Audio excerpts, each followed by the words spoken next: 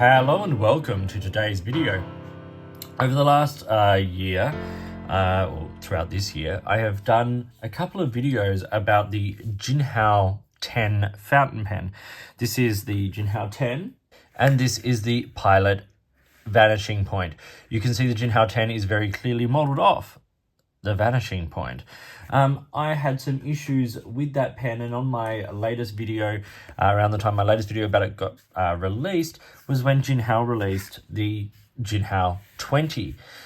So I thought I would do a little video about this pen. I'm going to talk about the parts and features. I'll do a writing sample and give my thoughts. So you can see it's a little slimmer here than the Jinhao 10. I'll do a proper size comparison in a bit. But the Jinhao 20 more sort of closely resembles the Decimo from Pilot in terms of the vanishing point or capless. And it's got a plastic body, and you can see here this is a translucent or transparent black smoke body. There's a few different color options, all that kind of stuff, you know, a few different nib options, things like that. But generally speaking, it's more or less the same pen in a slightly smaller body and made of plastic. So let's talk about parts and features of this pen. So starting at the top is where the nib disappears and comes out from. It's a fairly sort of standard mechanism that a lot of these Chinese retractable pens have been using recently, starting with brands like Moonman and of course now Jinhao. In fact, this pen very closely resembles the Moonman A2 or the Mahjong A2. With its plastic body and slightly narrower body and all that kind of thing. I'll add a review to that one in the video description. It's got a little clip that's sort of built in, and the clip is okay, and it says Jinhao there on the clip. The body swells to this sort of center band, which is nice and simple, and then we get more of the plastic body, which continues down to the end here, where we get the knock system. And the knock is okay. I prefer this to the knock on the 10. There's something smoother about it, and it's a fairly simple mechanism. You unscrew the body at that center band point, and out comes the nib unit and converter. Now it is a pilot-sized converter here. You can see it running very low on ink. Now I've been using this for a number of weeks now to try and really get a good sense of it. This is the same nib unit that is in a lot of these pens. I'm assuming they're all made by the same person, so it will fit a Pilot cartridge and things in there. The nib is branded with the Jinhao logo. I'm not sure if the camera's going to pick that up, and EF. So I got this in an extra fine. And that little notch there lines up with the little gap there in the threads, and it, you know, it all goes together relatively nicely.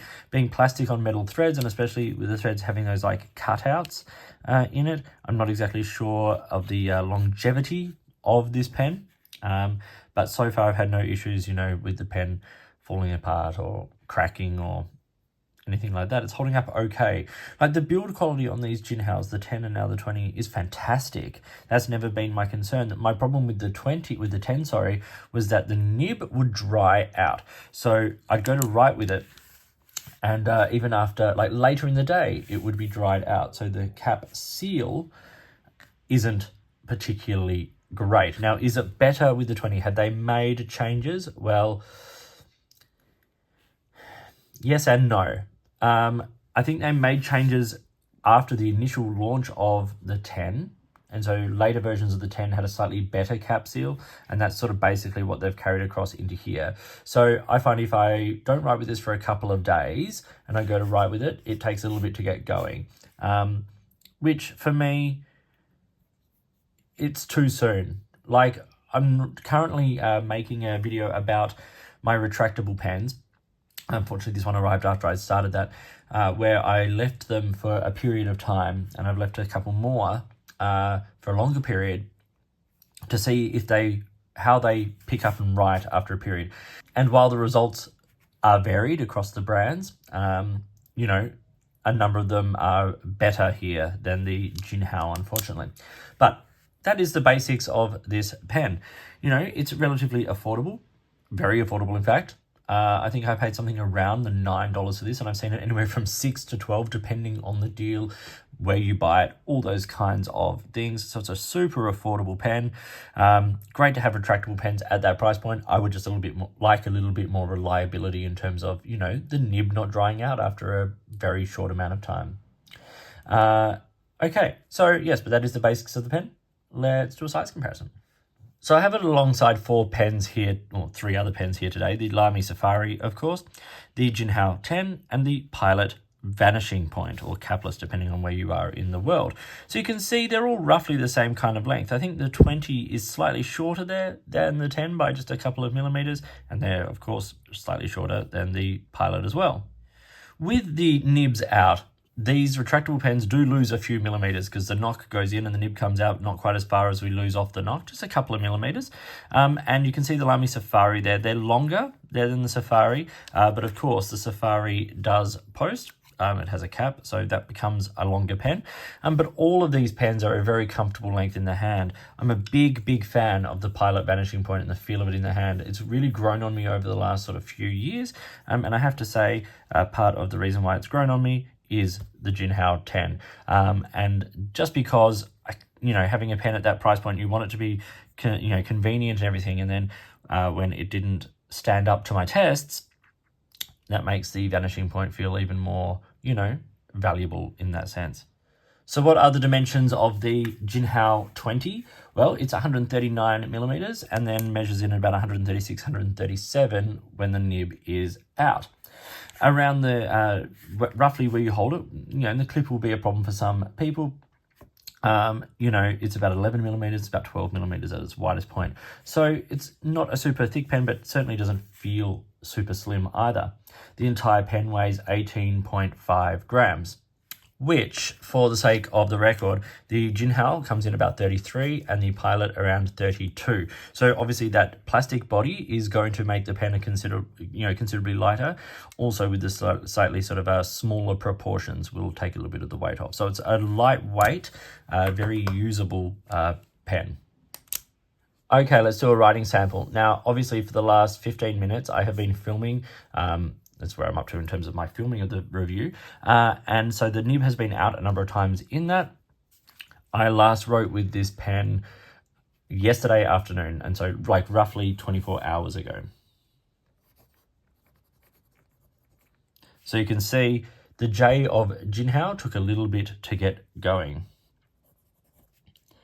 This is a extra fine nib. It is a steel nib. Now, the beauty of these nib units being so compatible is that you can actually take something like the Pilot Vanishing Point here and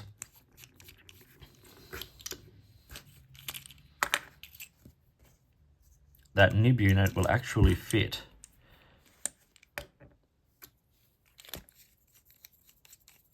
in the Pilot Vanishing Point. So, 2 things can happen with this. If you particularly love the Jinhao 20's body, you could buy for roughly $100 a gold nib unit from Pilot and put it into the Jinhao 20 or 10.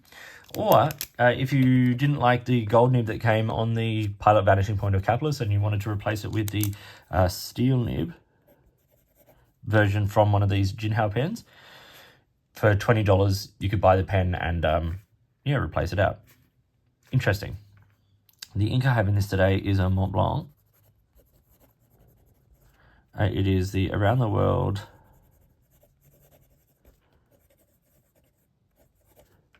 in 80 Days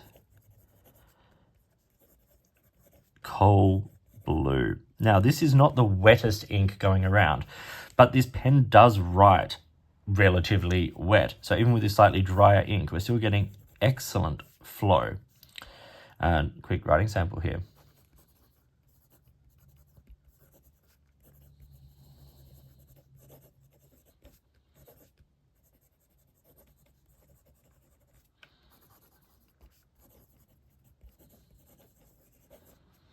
So you can see it writes really consistently. When the nib is wet and writing, there's no issue here. Reverse writing is very scratchy. but doable. It's not a flex nib. Please don't push it. You're not really getting anything out of it. As I said, wetness is pretty good. Quick writing.